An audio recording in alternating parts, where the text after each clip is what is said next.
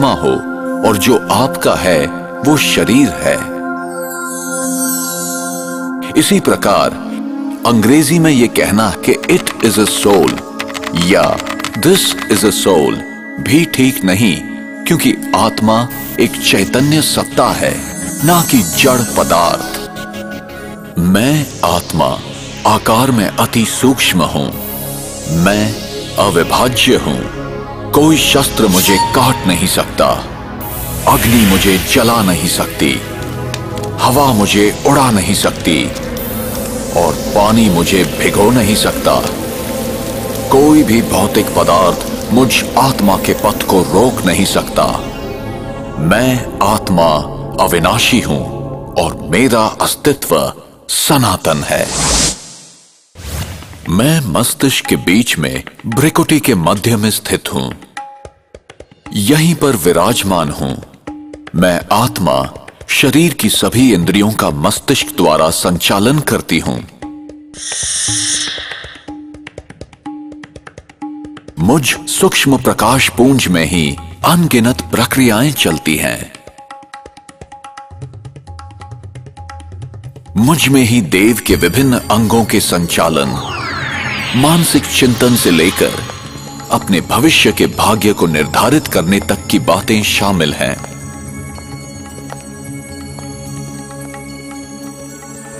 मैं आत्मा स्वतः ही ये जानती हूं कि मेरे शरीर के लिए क्या ठीक है और क्या नहीं, लेकिन मैं ये भूल गई हूं कि उस ज्ञान को किस तरह प्राप्त करूं।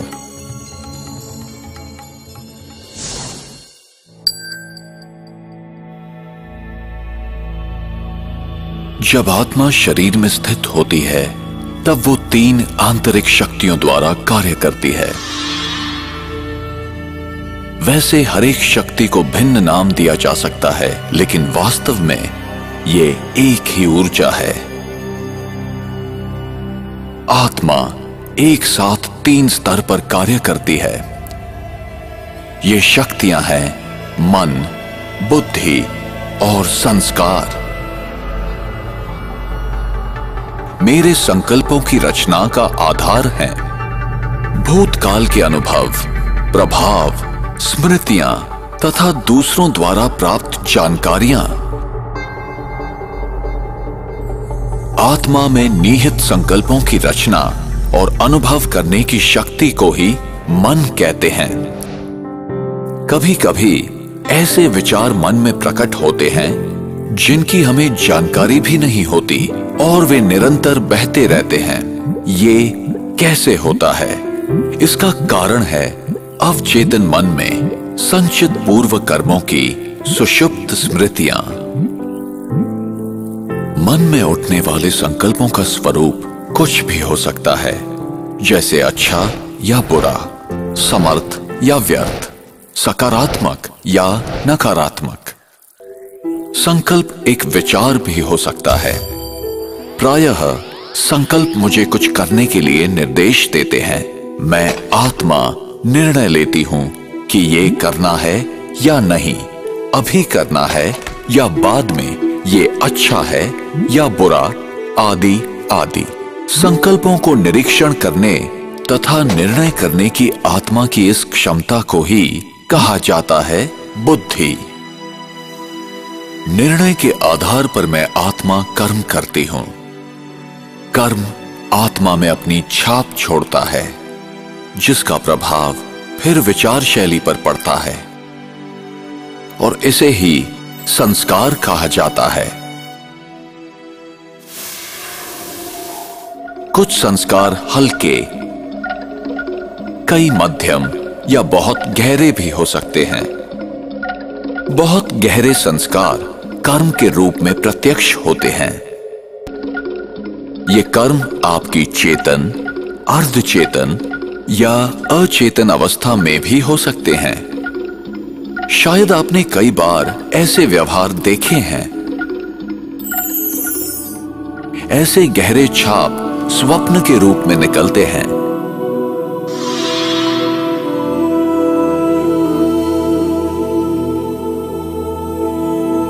किसी व्यक्ति के स्वप्नों का आधार उस व्यक्ति द्वारा किसी समय में किए गए कर्मों द्वारा छोड़ी गई छाप हैं।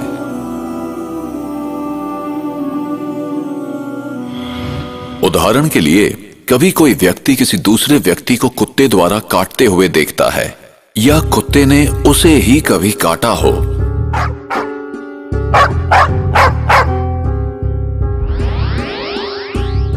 तो वो व्यक्ति कुत्ते को देखते ही भयभीत हो जाता है। इसी प्रकार जिसने कभी किसी को डूबते हुए देखा है या पानी से कोई दुखदाई अनुभूति की है, पानी को देखते ही वो व्यक्ति डर जाता है। इस तरह एक अजीब सा भय विकसित हो जाता है। गहराई में छपे हुए प्रभाव बहुत शक्तिशाली और तीव्र होते हैं। इस तरह के प्रभाव बार बार किए जाने वाले कार्यों के कारण होते हैं। वो व्यक्ति जो अपने अंदर नकारात्मक संस्कारों की उत्पत्ति करता है या उसकी जड़ें और गहरा होने देता है, ऐसे व्यक्ति न केवल स्वयं का नुकसान करते हैं बल्कि समाज एवं विश्व में नकारात्मक अनुभूतियों और भावनाओं को फैलाने के माध्यम बन जाते हैं। इसी प्रकार सकारात्मक गुणों व संस्कारों को स्वयं के अंदर बढ़ाने वाले लोग केवल स्वयं का ही भला नहीं करते बल्कि समाज एवं विश्व के लिए मूल्यवान संपत्ति बन जाते हैं। सकारात्मक विचार ज्यादातर धीमी एवं स्थिर गति के होते हैं। जब विचार व्यवस्थित एवं धीमे होते हैं तब बुद्धि सही निर्णय दे पाती है, जिससे आनंददायी अनुभूतियां होती रहती हैं। ऐसे व्यक्ति शांत और स्थिर स्वभाव वाले होते हैं। इसके विपरीत नकारात्मक विचार अधिकतर अस्थिर, बिखरे हुए और तीव्र गति के होते हैं। इनसे नकारात्मक अनुभूतियों और भावनाओं को बढ़ावा मिलता है, जैसे कि चिंता, आशंका, असुरक्षा और भय। कभी कभी ऐसा भी होता है कि मन में एक साथ बहुत सारे विचार आते हैं।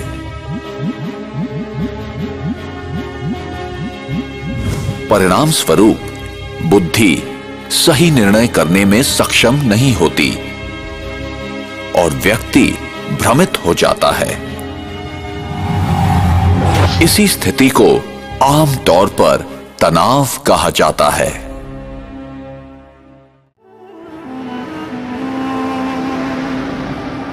एक कार और एक ड्राइवर का उदाहरण आत्मा और शरीर के मूल अंतर को समझने के लिए उपयोगी है। अगर आप अपने शरीर को एक कार मान लें, तो आप आत्मा इसका ड्राइवर हैं। जैसे ड्राइवर गाड़ी को नियंत्रित करता है, घुमाता है या रोकता है, वैसे ही आत्मा शरीर की विभिन्न गतिविधियां करती है। कितनी भी अच्छी गाड़ी हो, बिना ड्राइवर के नहीं चल पाती।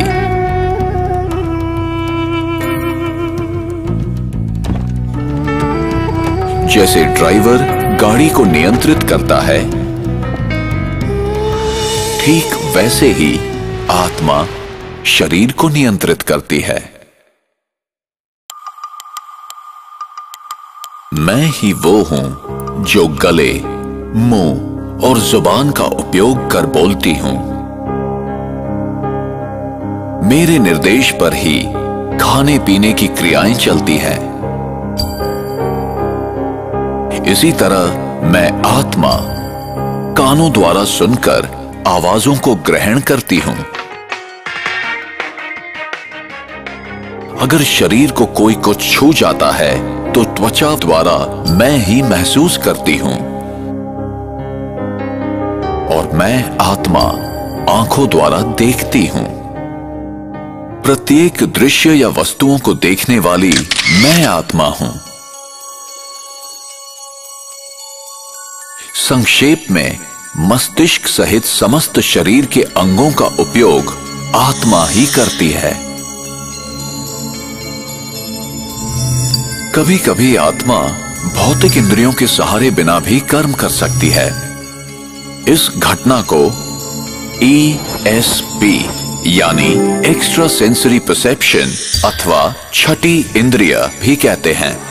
एक्स्ट्रा सेंसरी परसेप्शन आत्मा की एक ऐसी क्षमता है जिसके द्वारा वो बिना किसी पूर्व अनुभव तथा बिना किसी भौतिक इंद्रियों के सहारे भी सूचना प्राप्त कर सकती है, जैसे कि टेलीपैथी, पूर्वाभास, भविष्य जानना, अंतर्ज्ञान और इस तरह की चीजें आत्मा के छठी इंद्रिय को दर्शाता है। मैं आत्मा ही संकल्पों की रचना करती हूं जो पराभौतिक है। अब प्रश्न ये है कि मैं अपने आप को आत्मा कैसे महसूस करूं? वो अनुभव क्या है? ये शब्दों में वर्णन नहीं किया जा सकता, क्योंकि इसे केवल शांत मनस्थिति में ध्यान योग के अभ्यास द्वारा ही अनुभव किया जा सकता है। फिर भी हम इस विचारधारा को समझने का प्रयास करेंगे। जरा सोचें कि एक बड़ा सा नकली मानवीय शरीर अपने सभी अंगों के साथ है। अगर आप आंखों की खिड़की के पास इस शरीर में एक कुर्सी पर बैठे हुए हैं, तो फिर आपको क्या अनुभव होगा? जब आप आंखों की खिड़की के भीतर से झांक रहे हैं, तो क्या आप अपने आप को इन आंखों की खिड़कियों से अलग महसूस नहीं करेंगे? आत्मा भी शरीर में बैठकर ऐसे ही महसूस कर सकती है कि आत्मा और शरीर अलग हैं। अगर एक व्यक्ति दूसरे व्यक्ति के चेहरे को देखते हुए प्रतिक्रिया कर रहा है, तब उसकी प्रत्येक प्रतिक्रिया सामने वाले व्यक्ति के चेहरे के हाव भाव पर आधारित होती है। विश्व का प्रत्येक मानव मन की शांति की आकांक्षा रखता है, जीवन में खुशी पाना चाहता है, प्रेम करने और पाने की इच्छा रखता है, शुद्धता और पवित्रता को पसंद करता है। जन्म से ही हर कोई अपनी रुचि के क्षेत्र में मानसिक क्षमताओं की अभिवृद्धि करना चाहता है और अधिक से अधिक ज्ञान पाना चाहता है। एक अबोध बालक आत्मा के मूल गुणों का स्वरूप होता है।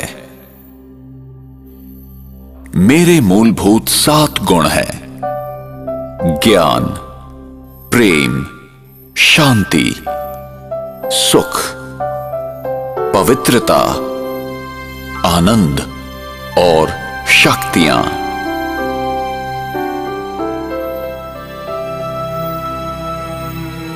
मौलिक रूप से हर व्यक्ति इन गुणों का पैदाइशी अधिकारी है, इन 7 दिव्य गुणों का स्वरूप है।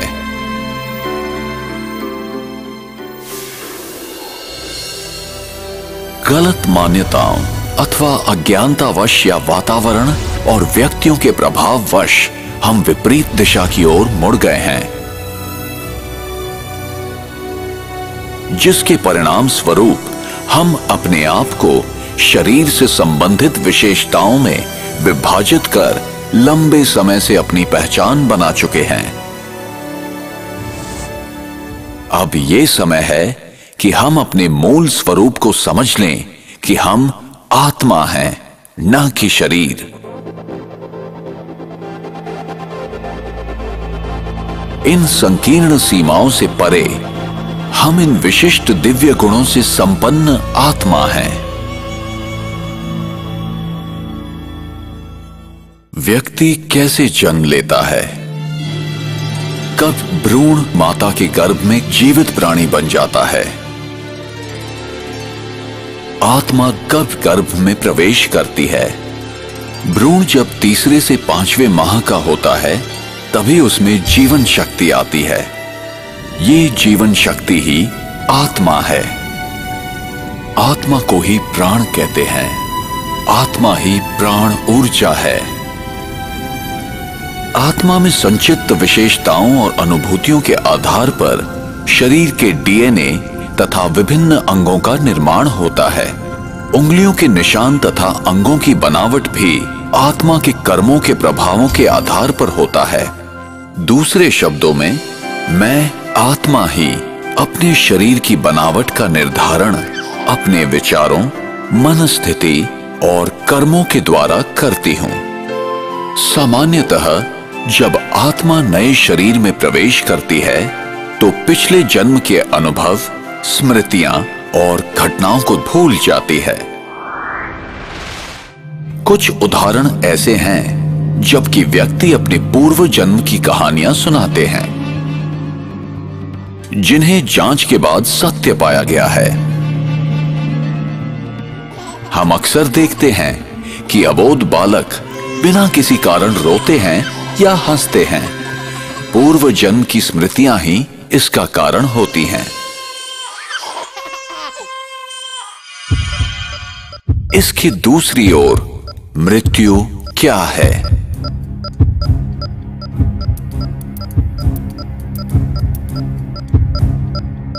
और मृत्यु के बाद क्या होता है? एक जीवित व्यक्ति कैसे मृत शरीर के रूप में परिवर्तित हो जाता है? मृत्यु वो स्थिति है जब आत्मा शरीर छोड़ देती है।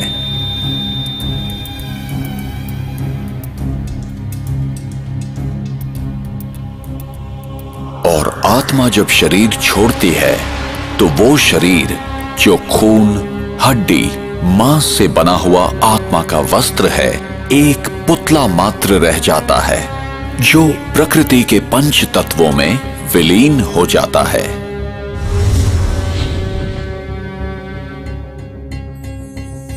अपने पुराने शरीर को छोड़ आत्मा दूसरी माता के गर्भ में प्रवेश करती है। मनुष्य आत्मा पशु योनि में नहीं जाती। जैसे सेब के बीज से कभी संतरे का वृक्ष नहीं निकलता, वैसे ही मनुष्य आत्मा सदैव मनुष्य शरीर ही धारण करती है। आत्मा जब भी किसी नए शरीर को धारण करती है तो वो अपने नए मित्र, संबंधी और अपनी एक नई पहचान बनाती है। जैसे कोई नाटक में कलाकार अपने अनुरूप वस्त्र पहनकर एक निर्धारित समय में अपना अभिनय करता है, ठीक उसी प्रकार इस विश्व रंगमंच पर आत्मा भी एक कलाकार की तरह अपने निर्धारित समय पर अभिनय करती है। और जब शरीर अधिक उम्र, बीमारी या किसी घातक चोट के कारण बेकार हो जाता है, तब आत्मा शरीर को त्याग देती है और जन्म उपरांत जन्म लेती जाती है। इसी प्रकार जीवन एवं मृत्यु का ये अविनाशी चक्र इस संसार में चलता रहता है। विश्व नाटक अथवा विश्व इतिहास और कुछ नहीं बल्कि सभी आत्माओं का एकत्रित खेल है। आत्मा परम धाम में तब तक इंतजार करती है जब तक कि परिस्थिति उसके विश्व नाटक में प्रवेश करने के अनुकूल ना हो।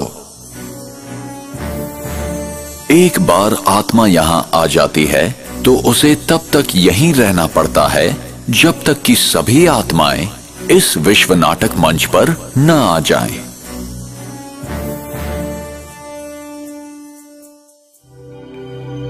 कर्म के सिद्धांत मनुष्य मात्र के अस्तित्व को बनाए रखने के लिए होते हैं। हमें कर्म का फल मिलता ही है, यही कर्म का नियम है अथवा क्रिया व प्रतिक्रिया का सिद्धांत। संसार की कोई भी घटना क्यों घटित होती है और कैसे, ये कैसे निर्धारित होता है कि कौन सी आत्मा किस गर्भ में और विश्व के किस कोने में जन्म लेगी, नर या नारी, किस रूप में। ऐसे अनेक प्रश्न हमें विवश करते हैं सही उत्तर की खोज के लिए। हम यहां क्यों हैं, मैंने यहां जन्म लिया और उसने वहां क्यों? मैं इस प्रकार का हूं और वो उस प्रकार का क्यों है? ये चीजें इस प्रकार क्यों हैं? क्या कोई ऐसा लिख देता है कि इसे ऐसा ही होना चाहिए? हमें कर्म का फल मिलता ही है, चाहे इस जन्म में या किसी भी जन्म में, और उत्तर सिर्फ इसी अविनाशी सत्य में निहित है। जो मैं करता हूं उसी अनुसार पाता हूं। ये बिना किसी पक्षपात के होता है। यही कर्म का नियम है, अथवा क्रिया व प्रतिक्रिया का सिद्धांत। विश्व का कोई भी नियम बदल सकता है, पर ये नहीं। हमें सही और गलत का ज्ञान प्राप्त करना चाहिए। ये हमारी व्यक्तिगत जिम्मेदारी है, जिससे हमें ही फायदा है। और हमें ये समझकर कार्य करना है कि हमारे किस कर्म का हम पर, समाज पर और पर्यावरण पर क्या प्रभाव होगा। उसका परिणाम अभी होगा अथवा भविष्य में। फल अच्छा होगा या खराब, प्रत्येक कर्म का फल मिलेगा ही। इसलिए कर्म करने से पूर्व जरा सोचें। जो कर्म सिद्धांत को नहीं समझते हैं, वे वर्तमान की घटनाओं को देखते हुए निष्कर्ष निकालते हैं।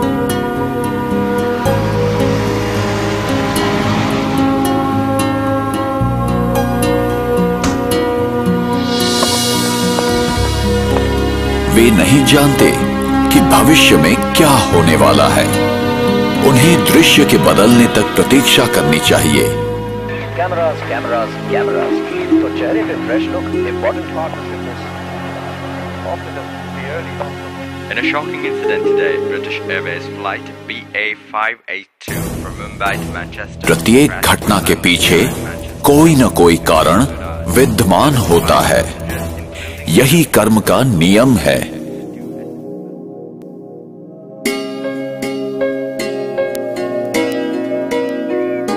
मेरा भविष्य इस समय किए कर्मों पर निर्भर है।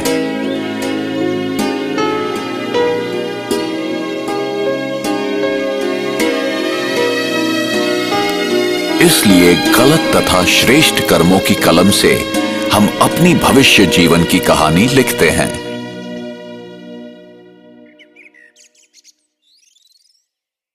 आप जो बोते हैं वही पाते हैं। प्रकृति कितनी अद्भुत है। इस संसार में करोड़ों व्यक्ति हैं, फिर भी प्रत्येक की उंगलियों के निशान अलग हैं। कोई भी दो डीएनए एक जैसे नहीं हैं। हम देखते हैं कि कोई भी दो व्यक्ति एक जैसे नहीं हैं। ये ऐसा इसलिए है कि कोई भी दो आत्माएं एक जैसी नहीं हैं। उनमें सिर्फ इतनी ही समानता है कि दोनों एक अविनाशी ज्योति बिंदु हैं। हम प्रत्येक व्यक्ति के व्यवहार में, तौर तरीके में, सोच में, रहन सहन में अंतर देखते हैं।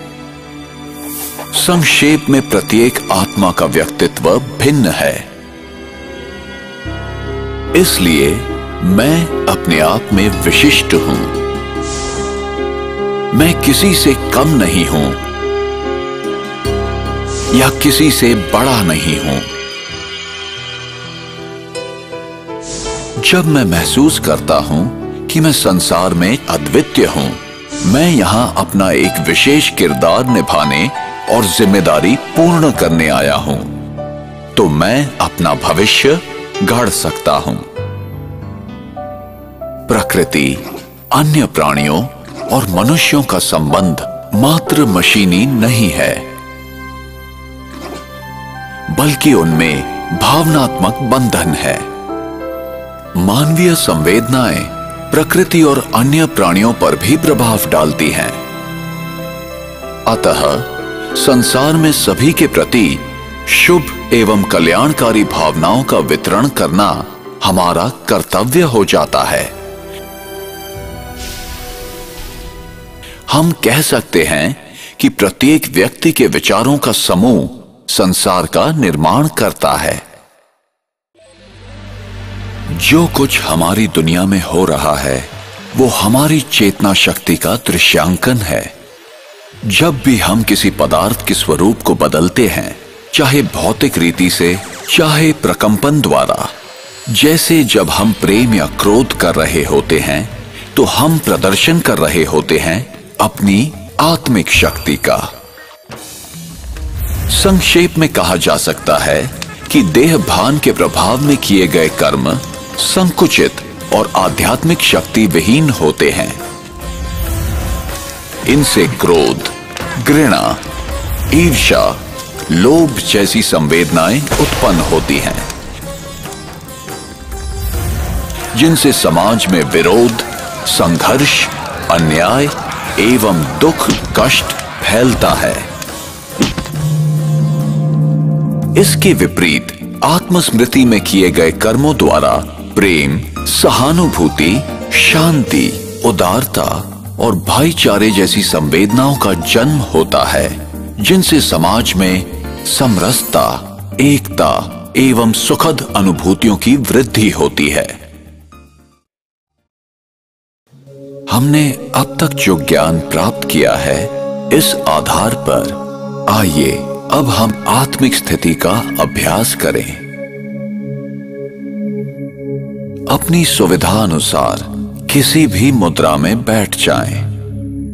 आंखें खुली रखें ताकि आपको अपने चारों तरफ के वातावरण का आभास रहे।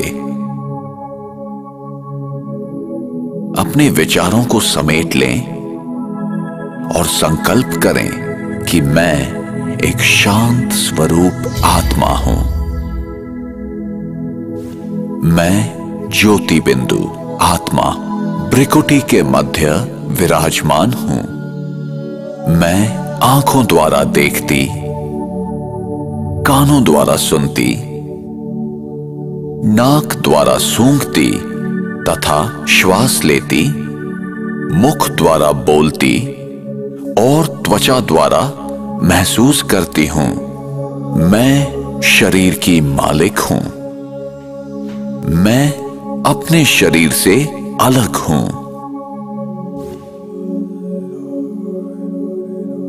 मैं अपने विचारों की रचता तथा शासक हूं। मैं स्वयं के संकल्पों की जिम्मेवार हूं।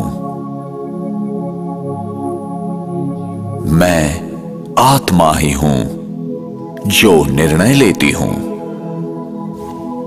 मैं अपने कर्मों के लिए जिम्मेदार हूं। मैं सचेत रहकर कर्म करने वाली हूं।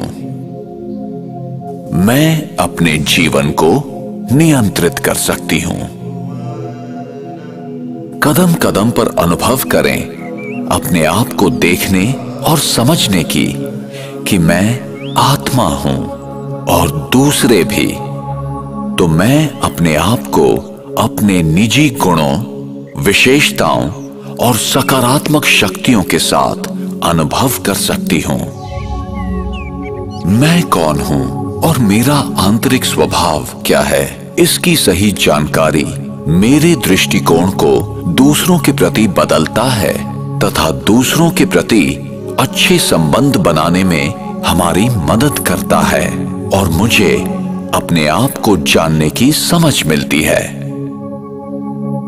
जब मेरा प्रत्येक कार्य और व्यवहार आत्मिक स्थिति में होता है, तब मैं अपनी वास्तविक स्वरूप के अति समीप होती हूं। यही आत्मिक स्थिति है। इसी स्थिति में मैं अपने जीवन के लक्ष्य और उद्देश्य को प्राप्त करती हूं। इसलिए अपने आप को आत्मा समझें। अपने जीवन को आध्यात्मिक दृष्टिकोण से जिएं और सबके प्रति सकारात्मक वृत्ति रखें, जिससे हमारा जीवन और हमारा समाज शांति, पवित्रता, खुशी और प्यार के प्रकाश से जगमगा उठे।